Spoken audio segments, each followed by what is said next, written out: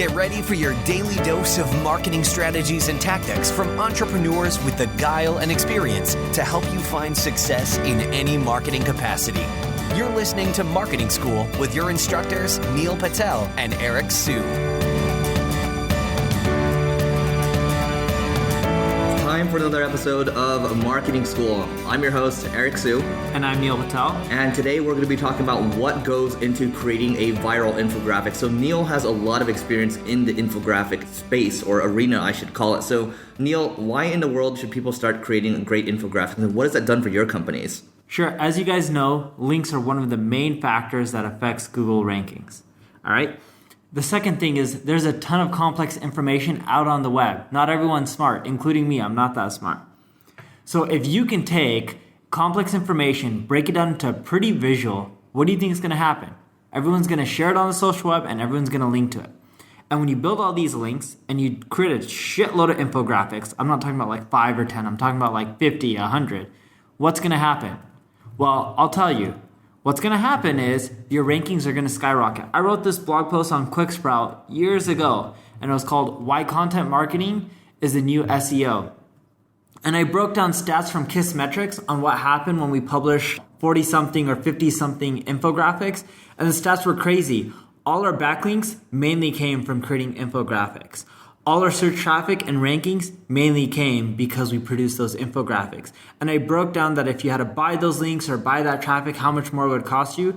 And I kid you not, infographics have been the best ROI that I've ever produced in any form of online marketing. Yeah, so let's jump into what actually goes into creating a viral infographic. So a lot of people, because Neil has kind of publicized or kind of pioneered the idea of creating great infographics and you know the results that it's brought, a lot of people have tried to emulate it, but there's been a lot of crap infographics kind of floating around the internet. So the first thing I would say is you want to draw inspiration from great infographics. And I think where you can start is you can go to a site like visual.ly. So that's visual.ly.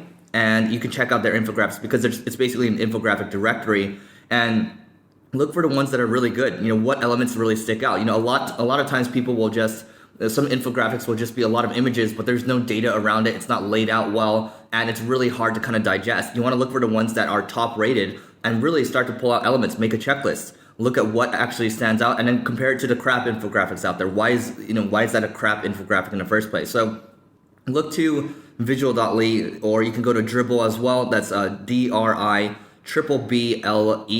and that's also another kind of directory for designers, and you can also search for infographics there. I know Neil has found great designers there. I found great designers as well, but you want to know what you're looking for first. Just how, like, you know, when you're looking for a great relationship too, or a great woman or a guy, you have certain criteria that you're looking for, and you need to establish that criteria before you even start to think about creating an infographic.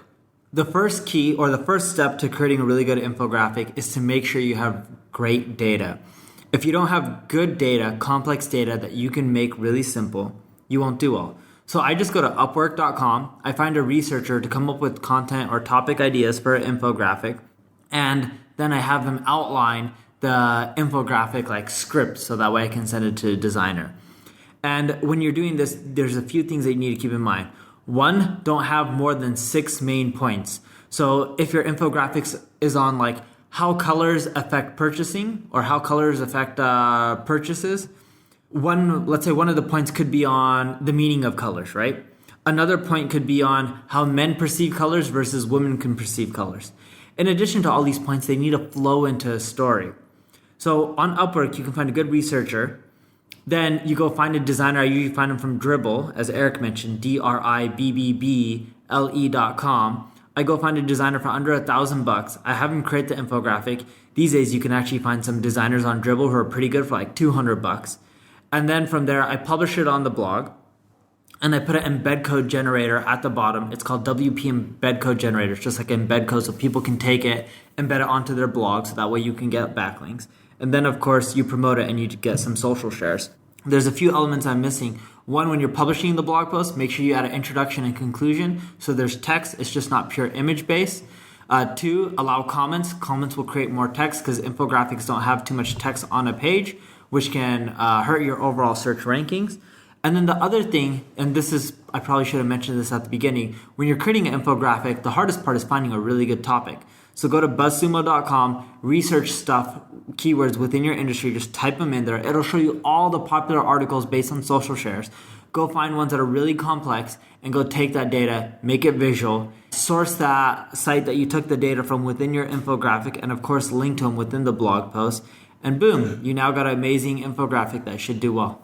Upwork is a great place to go to. Again, Neil's talking about how you can keep your costs low. Back in the day, if you go to an infographic design agency, I've actually interviewed people that run infographic agencies on my podcast, Growth Everywhere. You can listen to them. And, when you go to an agency, they need to mark their prices up. It's just how, the agency world is. So, you're talking about paying anywhere from $5,000 to $20,000 for an infographic. And in Neil's scenario right now, you're basically talking about, hey, maybe you can have the research done for maybe under $100 or maybe $100, $200, and then you could get an infographic done for $200. That's a lot better than paying, $5 to $20,000 for an infographic. So keep in mind, you don't have to, pay an arm and a leg to get a good infographic done. I will also say, Pat Flynn, which is a mutual friend of ours, he uses 99 Designs for his infographics, and basically, they have a very fast turnaround. A bunch of designers in the world are kind of competing. And you can select, a couple infographics that you actually like, and then you can basically, take it from there and run with it. So 99 Designs might be an option for you. One thing I want to ask Neil, how did your, if you go to Kissmetrics, they have a lot of great infographics. There should be a directory, but the one that you guys did on colors, I think, did really well. So how did that actually, quote unquote, go viral? Yeah, so the way you make these infographics go viral is really simple. You go find data from sources. We weren't coming up with our own data. And of course, you cite the sources and link to those sites, which I mentioned. Then you go see who shared all those posts on Facebook, Twitter. It's hard to figure out who shared it on Facebook, but on Twitter, you just type in the URL of the article that has the data, and it shows you every single person that shared it out. Then we would take the URLs of those articles where we got the data from, put into Ahrefs, and it shows us all the people that linked to those articles. So once we have the list of all the people who shared it and all the people who linked to it, we would do two things. For all the people that shared it, we would email them asking them or message them on Twitter asking them to share our infographic. And it worked really well. I would even go find people. Let's say if Eric shared the original article, I would go find Eric's email on the web and be like, hey, Eric, I know you shared this article on how colors affect purchases. I actually just created an infographic on it. I think your social media followers will love it. Feel free to share this as well. That strategy worked extremely well because he already shared the original article, so there's no reason for him not to share the infographic, which is easier to understand. And then for all the people that linked to the original, I would say, hey, Eric, I noticed that you linked to this article, How Colors Affect Purchases. I actually created an infographic with the same information plus more, right? I took other information from around the web and also included an infographic. It makes it a lot easier to understand how colors affect purchases and what colors you should be using on your website to grow your sales. Feel free to add a link into your blog post if you like it. And that was it. Just by doing those things, two things, the infographics went viral. That's all we really did to make these things go viral. And you don't even need a popular social media account on your own company profile or your own personal profile to make an infographic go viral. And it sounds like an infographic is a lot of work, and it is a longer turnaround time because you have different variables involved.